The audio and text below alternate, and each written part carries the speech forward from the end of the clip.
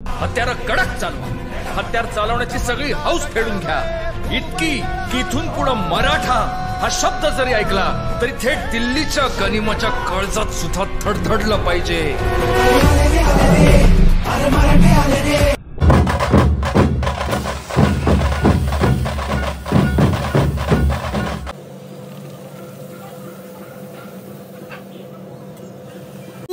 स्वामी समर्थ।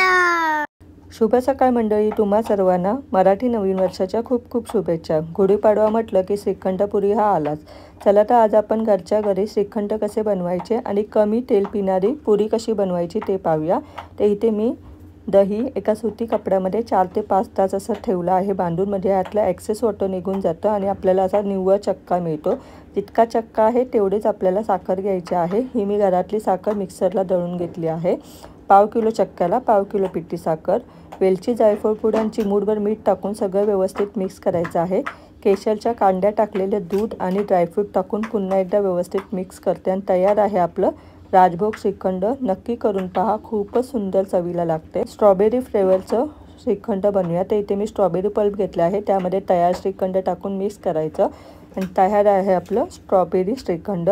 हे श्रीखंड नक्की करून पहा, खूप छान लागते। आता आपण पुऱ्यांसाठी कणिक मळूया। तर इथे मी फूड प्रोसेसरमध्ये गव्हाची कणिक घेतली आहे, त्यामध्ये अर्धा चमचा पिठी साखर, 1 चमचा रवा आणि चवीपुरतं मीठ टाकून थोडं थोडं पाणी घेऊन आपल्याला हे पीठ मळून घ्यायचं आहे। पीठ घट्टसर मळायचं आहे। माझ्याकडे फूड प्रोसेसर होतं म्हणून मी घेतला आहे।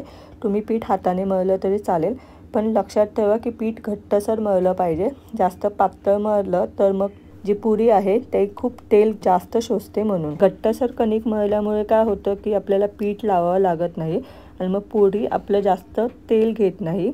तर बिना पीठ लावता मी ही अशी मोठी चपाती लाटून घेते।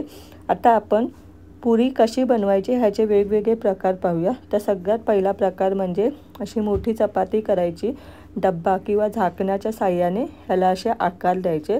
जास्त पातळ आणि जास्त जाड चपाती लाटायची नाही, थोडी मीडियम साईजची लाटायची अशा प्रकारे। आता मी अशा प्रकारे सर्व पुऱ्या पाडून घेते। आता आपण पुरीचा दुसरा प्रकार पाहूया। तर आपण पहिल्यासारखंच मोठी चपाती लाटून घ्यायची आणि जसं पिझ्झा कटिंग करतो त्याप्रमाणे हे असं ट्रायंगल शेपमध्ये कट करायचं। तुम्ही पाहिजे तर असे 4च तुकडे करून तळू शकता। हा झटपट होणारा प्रकार आहे आणि जर घरात लहान मुले असतील तर त्यांना हे ट्रायंगल शेपमध्ये पुऱ्या खूप छान वाटतात। तिसरा प्रकार म्हणजे छोटे छोटे गोळे करायचे आणि हे असे लाटून घ्यायचं। तर तुम्हाला कोणता प्रकार आवडला तर मला हे नक्की सांगा।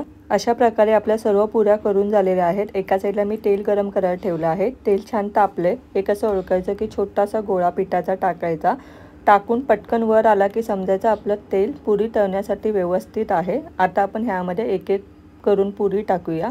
पुरी सारखी अलटापलट करायची नाही, ह्यामध्ये एक बाजू शिकली की मगच पलटायची आणि मग बाहेर काढायची। अशा प्रकारे जर तुम्ही पुरी तळलं तर ती कमी तेलकट होते आणि जास्त तेल शोषलं जात नाही। तर माझ्या सगळ्या पुऱ्या तळून झाल्या आहेत, नैवेद्य करून झाला आहे। देवाला आपण नैवेद्य दाखवूया आणि त्यानंतर गुढीपाडव्याची शोभायात्रेला जाऊया।